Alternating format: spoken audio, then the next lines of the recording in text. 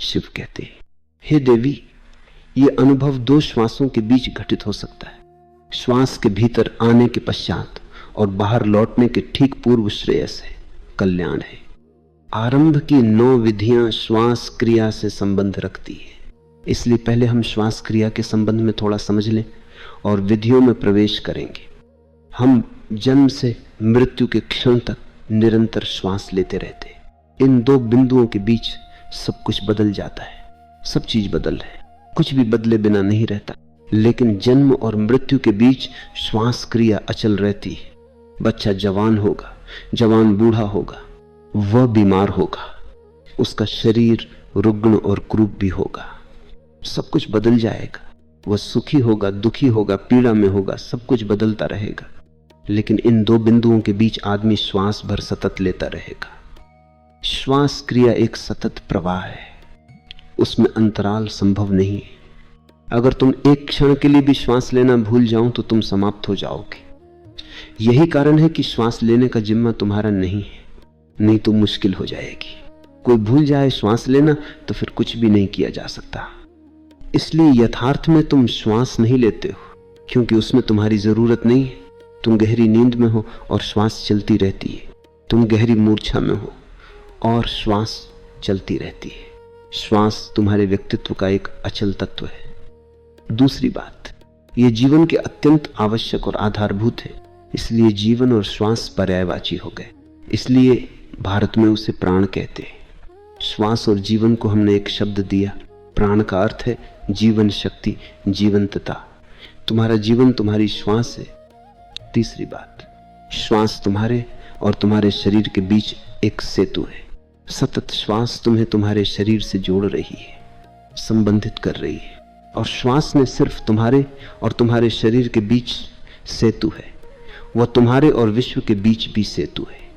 तुम्हारा शरीर विश्व का अंग है। शरीर की हर एक चीज, हर एक कण, हर एक कोश विश्व का अंश है। ये विश्व के साथ निकटतम संबंध है और श्वास सेतु है। और अगर सेतु टूट जाए तो तुम शरीर में नहीं रह सकते, तुम किसी अज्ञात आयाम में चले जाओगे।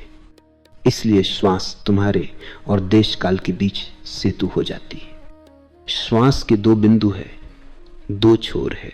एक छोर है जहां वह शरीर और विश्व को छूती है, और दूसरा वह छोर है जहां वह विश्वातीत को छूती है। और हम श्वास के एक ही हिस्से से परिचित हैं। जब वह विश्व में शरीर में गति करती है, लेकिन वह सदा ही शरीर से अशरीर में गति करती है। अगर तुम दूसरे बिंदु को, जो सेतु है, धूवर है, जान जाओ, तुम एकाएक रूपांतरित होकर एक दूसरे ही आयाम में प्रवेश कर जाओगे। लेकिन याद रखो, शिव जो कहते हैं वो योग नहीं है, वह तंत्र है। योग श्वास पर काम करता है, लेकिन योग और तंत्र के काम में बुनियादी फर्क है। योग श्वास क्रिया को व्यवस्थित करने की चेष्टा करता है। अगर तुम अपनी श्वास को व्यवस्था दो तो तुम्हारा स्वास्थ्य सुधर जाएगा। इसके रहस्यों को समझो तो तुम्हें स्वास्थ्य और दीर्घ जीवन मिलेगा। तुम ज्यादा बल, ज्यादा ओजस्वी, ज्यादा जीवंत, ज्यादा ताजा हो जाओगे। लेकिन तंत्र का इससे कुछ लेना देना नहीं है। तंत्र श्वास की व्यवस्था की चिंता नहीं करता। 3 भीतर की ओर मुड़ने के लिए वह श्वास क्रिया का उपयोग भर करता है। तंत्र में साधक को किसी विशेष ढंग की श्वास का अभ्यास नहीं करना चाहिए। कोई विशेष प्राणायाम नहीं साधना है। प्राण को लयबद्ध नहीं बनाना है, बस उसके कुछ विशेष बिंदुओं के प्रति बोधपूर्ण होना है। श्वास प्रश्वास के कुछ बिंदु है जिन्हें हम नहीं जानते। हम सदा श्वास लेते हैं, श्वास के साथ जन्मते हैं, श्वास के साथ मरते हैं, लेकिन उसके कुछ महत्वपूर्ण बिंदुओं को बोध नहीं है। और यह हैरानी की बात है, मनुष्य अंतरिक्ष की गहराइयों में उतर रहा है, खोज रहा है, वह चांद पर पहुंच गया है, लेकिन वह अपने जीवन के इस निकटतम बिंदु को समझ नहीं सका। श्वास के कुछ बिंदु है जिसे तुमने कभी देखा नहीं है।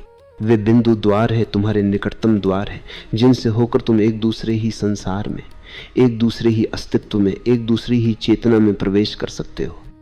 लेकिन वह बिंदु बहुत सूक्ष्म है।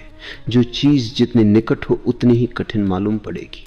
श्वास तुम्हारे इतना करीब है कि उसके बीच स्थान ही नहीं बना रहता, या इतना अल्प स्थान है कि उसे देखने के लिए बहुत सूक्ष्म दृष्टि चाहिए। तभी तुम उन बिंदुओं के प्रति बोधपूर्ण हो सकते हो। ये बिंदु इन विधियों के आधार है। शिव उत्तर में कहते, हे देवी, ये अनुभव 2 श्वासों के बीच घटित हो सकता है।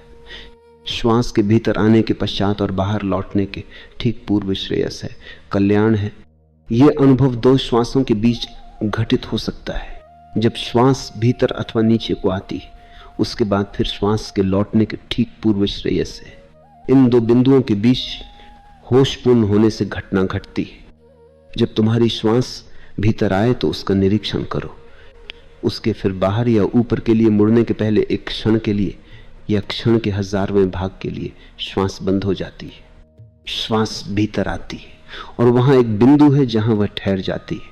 फिर श्वास बाहर जाती है और जब श्वास बाहर जाती है तो वहां एक बिंदु पर ठहर जाती है और फिर वह भीतर के लौटती है। श्वास के भीतर या बाहर के लिए मुड़ने के पहले एक क्षण है जब तुम श्वास नहीं लेते हो।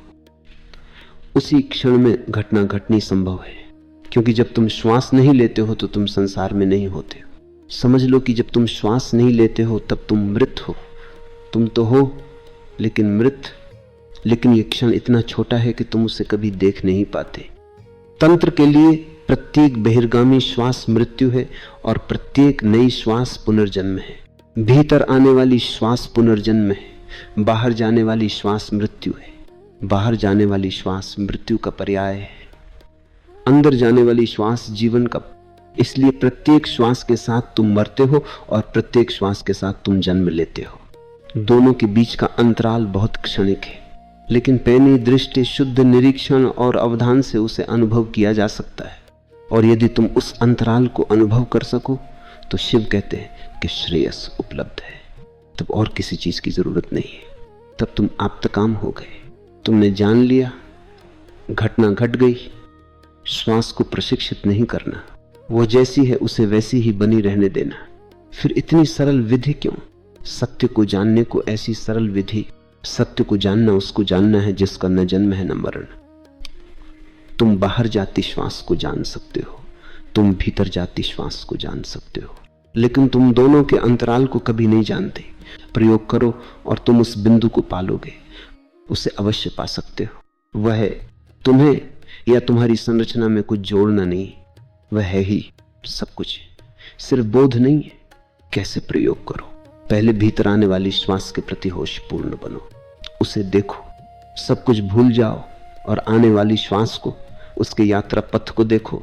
जब श्वास नासापुटों को स्पर्श करे तो उसको महसूस करो। श्वास को गति करने दो और पूरी सजगता से उसके साथ यात्रा करो। श्वास के साथ ठीक कदम से कदम मिलाकर नीचे उतरो। न आगे जाओ और न पीछे पड़ो, उसका साथ न छूटे, बिल्कुल साथ साथ चलो। स्मरण रहे, न आगे जाना है और न छाया की तरह पीछे चलना है। समांतर चलो, युगपत। श्वास और सजगता को एक हो। 2 श्वास जाती है तो तुम भी नीचे जाओ और तभी उस बिंदु को पा सकते हो जो 2 श्वासों के बीच में है। श्वास के साथ अंदर जाओ, श्वास के साथ बाहर आओ। बुद्ध ने इसी विधि का प्रयोग विशेष रूप से किया, इसलिए यह बौद्ध विधि बन गई। बौद्ध शब्दावली में इसे आनापानसति योग कहते हैं और स्वयं बुद्ध की आत्मोपलब्धि इस विधि पर ही आधारित थी। संसार के सभी धर्म, संसार के सभी दृष्टा किसी न किसी विधि के जरिए मंजिल पर पहुंचे और वह सब विधियां इन 112 विधियों में सम्मिलित है। ये पहली विधि बौद्ध विधि है। दुनिया इसे बौद्ध विधि के रूप में जानती है क्योंकि बुद्ध इसके द्वारा ही निर्वाण को उपलब्ध हुए थे। बुद्ध ने कहा है, अपनी श्वास प्रश्वास के प्रति सजग रहो। अंदर जाती बाहर आती श्वास के प्रति होश पूर्ण हो जाओ। बुद्ध अंतराल की चर्चा नहीं करते क्योंकि उसकी जरूरत ही नहीं है। 0 3। बुद्ध ने सोचा और समझा कि अगर तुम अंतराल की 2 श्वासों के बीच के विराम की फिक्र करने लगे तो उससे तुम्हारी सजगता खंडित होगी। इसलिए उन्होंने सिर्फ ये कहा कि होश रखो। जब श्वास भीतर आए तो तुम भी उसके साथ भीतर जाओ और जब श्वास बाहर आए तो तुम उसके साथ बाहर आओ।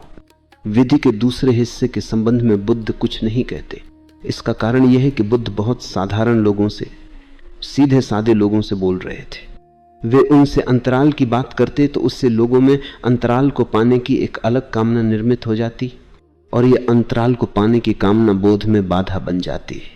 क्योंकि अगर तुम अंतराल को पाना चाहते हो तो तुम आगे बढ़ जाओगे, श्वास भीतर आती रहेगी और तुम उसके आगे निकल जाओगे, क्योंकि तुम्हारी दृष्टि अंतराल पर है जो भविष्य में है। बुद्ध कभी इसकी चर्चा नहीं करते, इसीलिए बुद्ध की विधि आधी है, लेकिन दूसरा हिस्सा अपने आप ही चला आता है। अगर तुम श्वास के प्रति सजगता का, बोध का अभ्यास करते गए तो एक दिन जाने अनजाने ही तुम अंतराल को पा जाओगे।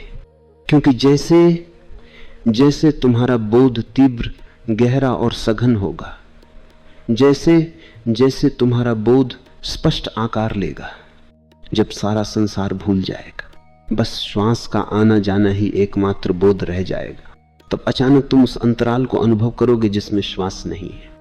अगर तुम सूक्ष्मता से श्वास प्रश्वास के साथ यात्रा कर रहे हो तो उस स्थिति के प्रति अबोध कैसे रह सकते हो जहां श्वास नहीं है? वह क्षण आ ही जाएगा जब तुम महसूस करोगे कि अब श्वास न जाती है न आती है, श्वास क्रिया बिल्कुल ठहर गई है और उसी ठहराव में श्रेयस का वास है। ये एक विधि लाखों करोड़ों लोगों के लिए पर्याप्त है। सदियों तक समूचा एशिया इस एक विधि के साथ जिया और उसका प्रयोग करता रहा। तिब्बत, चीन, जापान, बर्मा, नेपाल और श्रीलंका, भारत को छोड़कर समस्त एशिया सदियों तक इस एक विधि का उपयोग करता रहा, और इस एक विधि के द्वारा हजारों हजारों व्यक्ति ज्ञान को उपलब्ध हुए। और ये पहली ही विधि है। दुर्भाग्य की बात कि चूंकि ये विधि बुद्ध के नाम से संबंधित हो गई, इसलिए हिंदू इस विधि से बचने की चेष्टा में लगे रहे। क्योंकि ये बौद्ध विधि के रूप में बहुत प्रसिद्ध हुई, हिंदू इसे बिल्कुल भूल गए। इतना ही नहीं, उन्होंने और एक कारण से इसकी अवहेलना की, क्योंकि शिव ने सबसे पहले इस विधि का उल्लेख